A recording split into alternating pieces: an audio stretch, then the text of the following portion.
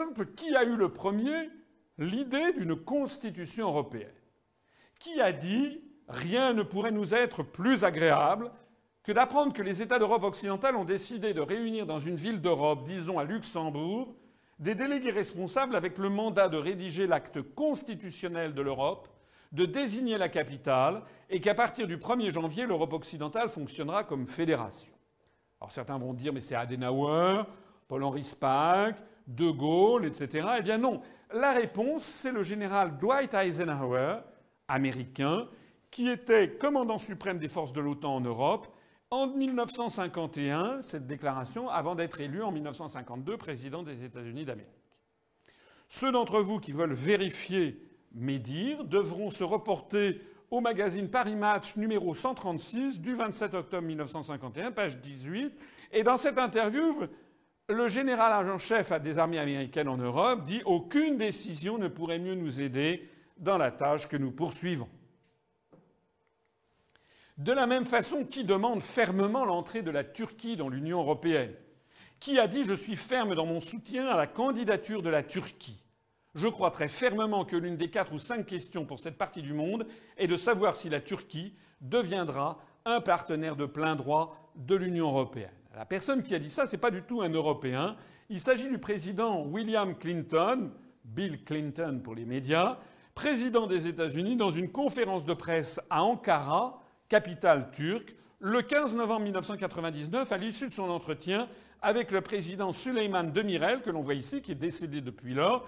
Pour ceux qui seraient comme saint Thomas, je les renvoie à la dépêche de l'agence France-Presse du 15 novembre 1999 de 15h35. Et Bill Clinton disant « Je continuerai à m'en faire l'avocat ». C'est d'ailleurs une photo qui a été prise lors de l'entretien à l'issue duquel Clinton a fait cette déclaration. Alors j'insiste sur un aspect quand même très important aussi, c'est que lorsque le président des États-Unis exige que la Turquie entre dans l'Union européenne, il ne se trouve aucun État de l'Union européenne pour protester, pour rappeler son ambassadeur à Washington. C'est ce qu'on fait en général. On rappelle son ambassadeur pour consultation, pour montrer un désaccord fondamental avec un État. Est-ce qu'on imagine d'ailleurs la réaction qui serait celle de Washington si, par exemple, le président de la République française ou le Premier ministre italien, le président du Conseil italien, se rendait, par exemple, à Caracas ou à Mexico et disait « Je suis ferme dans mon soutien et je veux que le Mexique entre dans les États-Unis d'Amérique ». Évidemment, aussitôt, Washington ferait un scandale mondial, rappellerait son ambassadeur à Paris ou à Rome ou à Madrid en disant que c'est une ingérence grossière dans les affaires intérieures des États-Unis. Il ne s'est trouvé aucun État d'Europe pour ne serait-ce même que protester face à ce type de déclaration.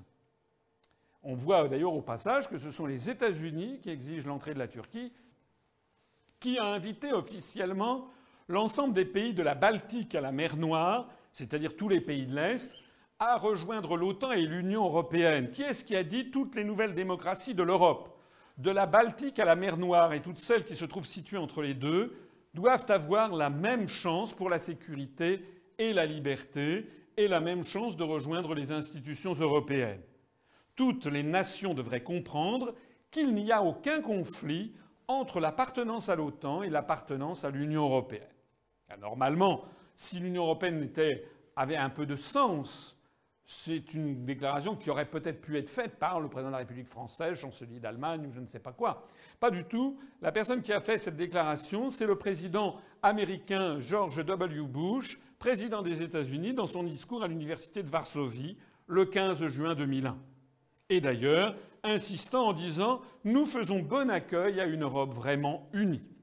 Donc, si nous avons procédé à l'élargissement des pays de l'Est très, très rapidement, 10 pays nouveaux d'un coup en 2004, en 2005, et 2 autres nouveaux pays en 2007, la Bulgarie et la Roumanie, c'est parce que les États-Unis l'ont exigé. Qui a appelé les Français à voter oui à la Constitution européenne en 2005 ? Qui a dit « Nous avons fermement soutenu le projet européen, son achèvement ainsi que l'Union européenne. De notre point de vue, la poursuite du succès de la construction européenne est importante ». Eh bien, la réponse, il s'agit de Madame Condoleezza Rice, qui était secrétaire d'État américaine, donc ministre des Affaires étrangères américaine, interrogée sur le référendum en France. Elle a piétiné tous les usages diplomatiques, puisqu'elle a fait cette déclaration qui est une ingérence grossière dans les affaires intérieures françaises, et elle l'a fait de surcroît alors qu'elle était en visite en Lituanie, c'était le 21 avril 2005, à l'issue d'un entretien avec le président lituanien, M. Adam Kūs.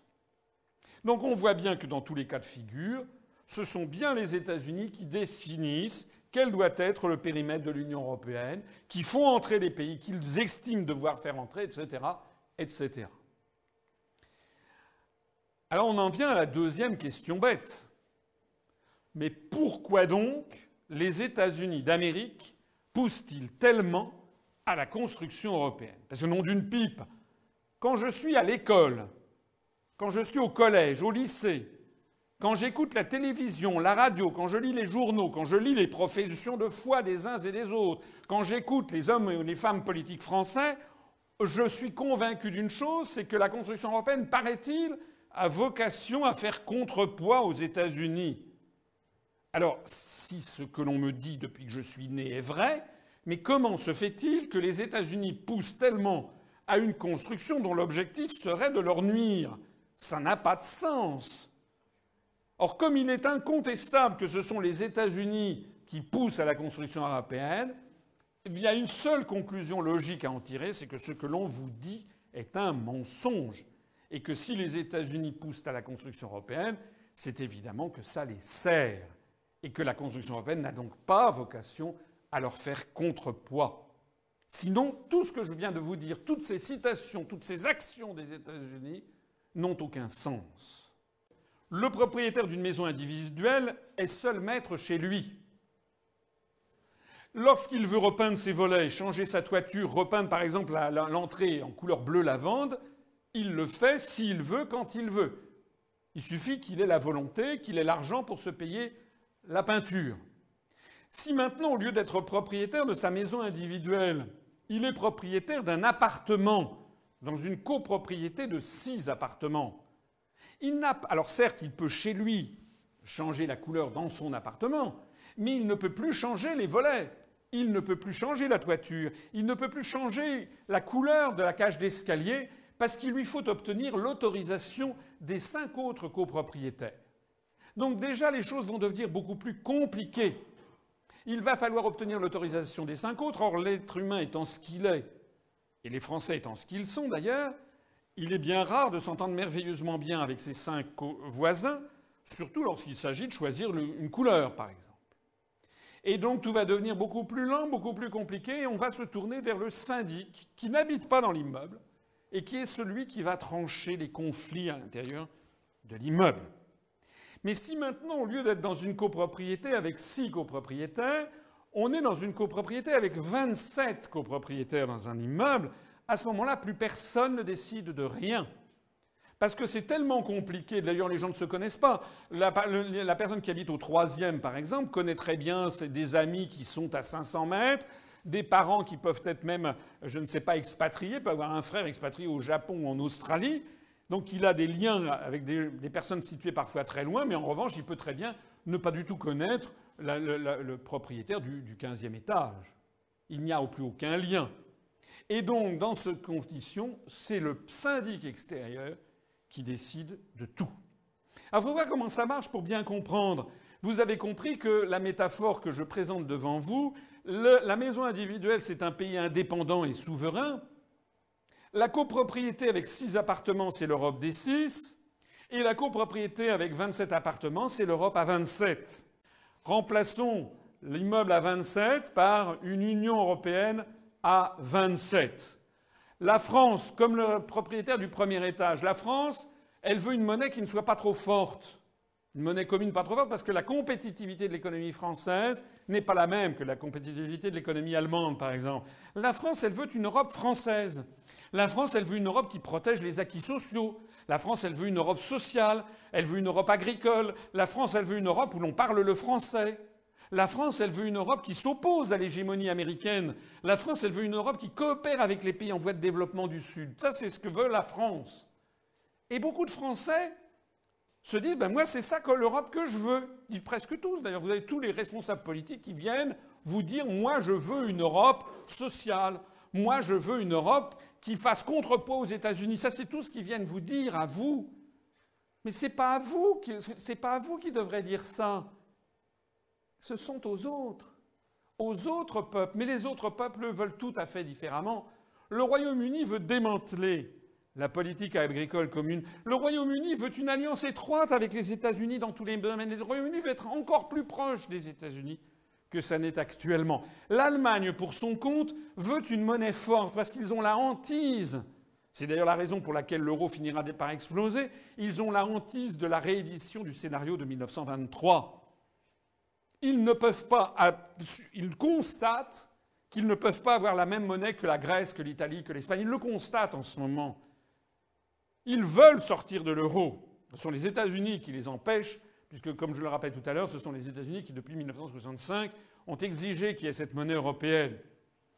Vous avez les pays de l'Est, l'Estonie, la Lettonie, la Lituanie, la Pologne, la Tchéquie, la Hongrie, la Slovaquie, la Roumanie, tous ces pays de l'Est veulent la protection militaire américaine. Ils veulent la protection militaire américaine contre la menace russe. Parce qu'ils ont peur des Russes, et on peut les comprendre. Ils ont été pendant plusieurs décennies sous la tutelle de l'Union soviétique. Ils veulent également, d'ailleurs si nous étions polonais, pensons aux Polonais. Les Polonais, pendant plusieurs fois au cours de leur histoire, leur pays a été divisé entre l'Allemagne et la Russie. Ils ont donc envie d'avoir des protecteurs. Et jusqu'en 1940, ils comptaient sur la protection du Royaume-Uni et de la France. Puis lorsqu'Hitler a envahi la Pologne, eh bien, nous sommes à ce moment-là intervenus, comme vous le savez, pour défendre la Pologne. Mais comme vous le savez aussi, nous avons été écrabouillés. Donc depuis cette époque, les Polonais ont constaté que les Français et les Anglais ne pouvaient plus les protéger. Ils veulent donc le parapluie militaire américain. Par ailleurs, ils refusent tous une harmonisation sociale et fiscale avec les pays riches de l'Ouest pour mieux les concurrencer. Et puis ajoutons que le Luxembourg refuse la lutte contre les paradis fiscaux, puisque lui, c'est là-dessus qu'il fonde sa richesse. Ajoutons que Malte, Chypre et la Grèce ne veulent pas de mesures trop contraignantes contre la pollution maritime, puisque les grands armateurs vous savez, qui ont des navires avec des pavillons de complaisance du Libéria, du Panama, du Vanuatu, eh bien, ce sont justement des armateurs grecs, chypriotes, maltais. Nous avons donc exactement la même situation au niveau géopolitique que la situation que je montrais plaisamment au niveau de particuliers dans un même immeuble. Et de la même façon que pour un immeuble, eh bien, tout ça est réglé par un syndic extérieur, eh bien, il faut donc un syndic extérieur à l'Europe à 27 qui va décider de tout.